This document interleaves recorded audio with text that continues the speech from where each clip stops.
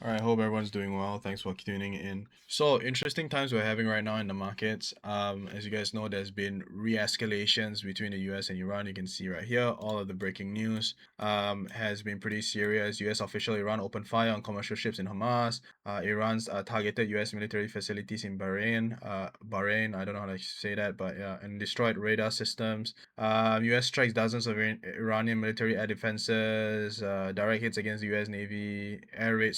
I mean, this is full on war. Okay, how is the market reacting? Okay, so that's interesting, right? So I just maybe want to discuss. I got out the my Kiwi USD trades. You guys know I've been a little bit more bearish on the dollar, and it has done really nicely. I do really kind of wish that I held the trade, to be honest, but I got out for a very understandable reason. I think that, when I was reading the news during the weekend, I was actually pretty worried about the trade because I didn't know how it was going to react. Okay. But obviously, I think the smartest thing to do is, don't let your winners just kind of go to zero, right? Just get out of those trades. I have been in those positions where I would hold into those types of situations, but maybe right now the news has been a little bit muted, right? Because if we take a look at the WTI, we did see a gap up, but we definitely did see a pretty decent gap up here, right? But yeah, I mean, compared to when we started at the beginning of the war, we're really not really getting that kind of move that we once were. And right now we're having, if I would can say, I would say that the war is a little bit more serious right now compared to where it was in the beginning. Strait of Hamas is definitely disrupted. From what I understand, is about 2.5 million barrels per day. So about 12% normalization, but we were almost at 80%, I think last week or so, when things started to, when the truce kind of happened and things like that. So I mean, I don't know what to tell you. Excuse me. I don't know what to tell you, but markets are not really reacting as I thought, right? And if we take a look at the VIX as well, the VIX is relatively muted. I mean, there's really not much happening. We definitely see a gap up, but now we're kind of going back to normalization here. This was when we were at the beginning of the war, and just looking at the difference here, it's really muted. Now, that doesn't necessarily mean that markets didn't react, right? I mean, we definitely saw weakness in the indexes. We can see here pretty much Kospi, Nikkei, China, BDC, etc., etc., etc., are all red, except for some of the European names. But for the most part, everything is pretty much weak right now. But I wouldn't fully say that we are completely risk off, because I'm not. I think we're kind of neutral, which I found really interesting. So, anyways, for now, the trades that I'm currently in is the pound Australian dollar. The fundamentals are pretty decent, so we'll see what happens. All right, let me go back here and we go to the pound Australian, so we can see that. Yeah, I mean, the fundamentals are pretty decent. We're getting an 8 score here. For the most part, economic growth, jobs, and inflation is bullish. Institutional is also bullish, except for the net positioning. But weekly wise, we are getting bullish changes from a non-commercial side. So longer term positioning sentiment is bullish as well. Retails are more bearish, so therefore it's a contrarian signal as well. So yeah, I mean, for the most part, there's real reasons for longs on the pound to Australian dollar. The only thing I would say, if there's one downside, is that the chart isn't the best. Right, so this is going to be a very quick move to see if we can get some mini continuation, but we are pretty bearish on the daily. We are, going to that, we are basically very close to that 200 moving average. We're at resistance as well. So, I mean, I wouldn't be surprised if we actually do get a pullback.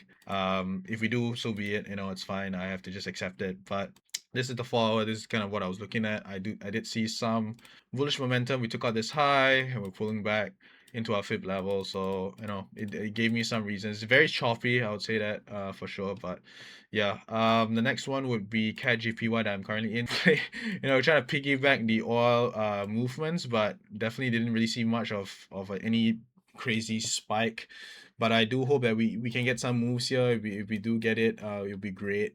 And yeah, I mean, if CPI comes in bearish as well for the dollar, I mean, this will still I would say relatively help the CAD to the yen to go higher, because obviously the yen is more of a safe haven currency, and so is the dollar.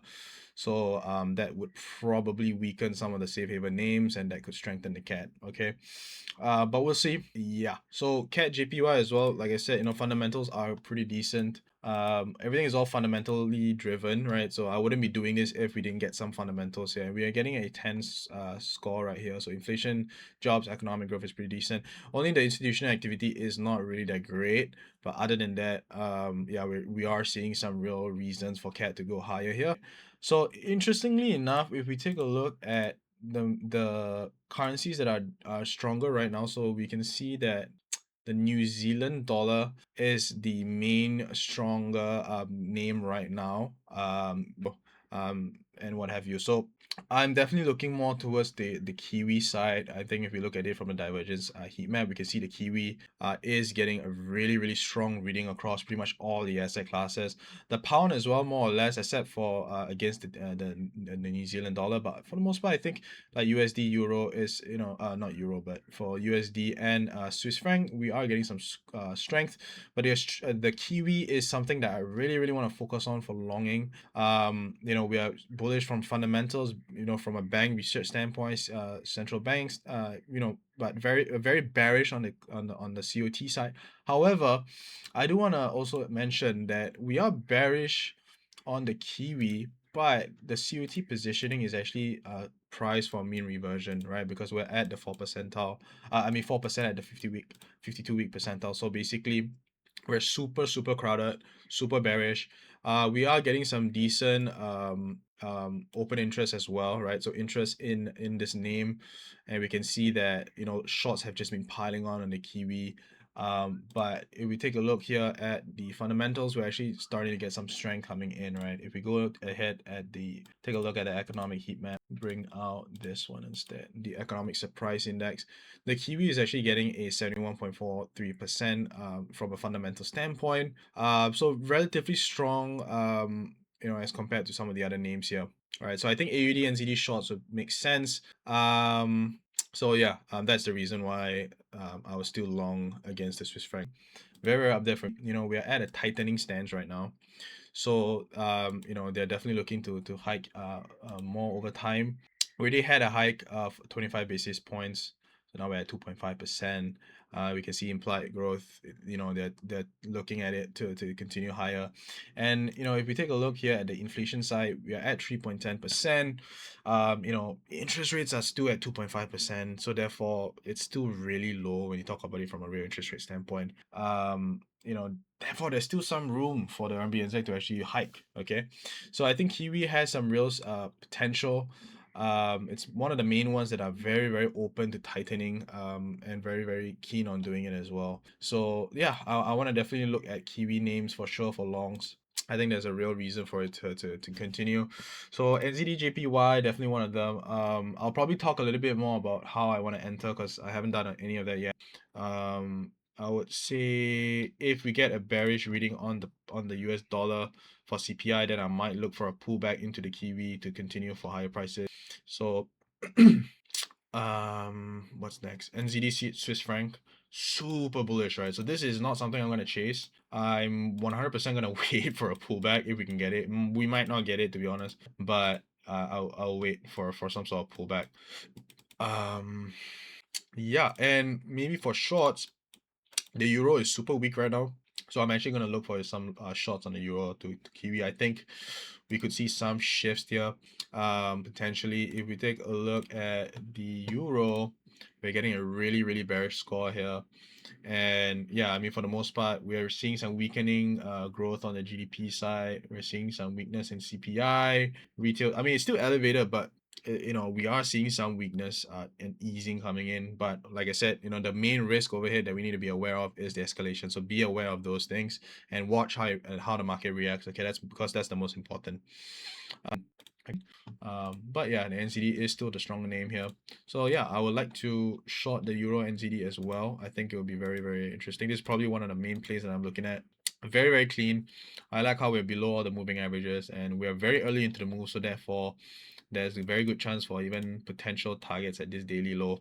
Obviously daily is relatively bullish, but we've been starting to look very, very bearish here. We can see how, I mean, I'm not really a trend line trader, but we can see that, the trend line has been respected, and we look like we may be eventually testing these lows and potentially breaking lower, because we're seeing the Kiwi becoming more restrictive, more hawkish, tightening bias for the year, and the euro really doesn't really have much of a reason to, okay, at least for now, I would say. Okay, euro GPB as well, I think it's really, really prime for a short, but I'm going to be looking at this more on a daily chart, because this is such a strong push to the downside. What I found really interesting on the euro pound is that, by the way, you can see nicely, the weekly trend line is also being respected. We can also see that, there is a very clear area of support. So this could be tested again, as we've been testing that one, two, I mean, a couple of times here, but we can just keep at it at 3 times here at this level. Um, and what I found interesting as well is when it takes out the 200 moving average, we do get a little bit of run for continuation. So I'm not really gonna target the weekly low, to be honest with you. What I'll probably do is I'll probably be targeting some sort of daily level, right? Even though we're quite close, but I'll probably target something around this area here. So yeah, for now that's that. And once CPI comes out for the US dollar, if it's very, very hawkish, then obviously I'm pretty bullish on the dollar from that point. Then obviously a lot of the trades that I'm looking at might have to be different, a little bit more different. But if we're bearish, then everything else kind of stays the same. Okay. So yeah, I hope this makes sense, guys. Yeah, stay safe in these markets. It's a very tough time to be a trader right now, especially if you're a swing trader. So yeah, just take it a step at a time, a trade at a time, right? You just need one good trade, and that's it. All right. Okay, cheers, guys.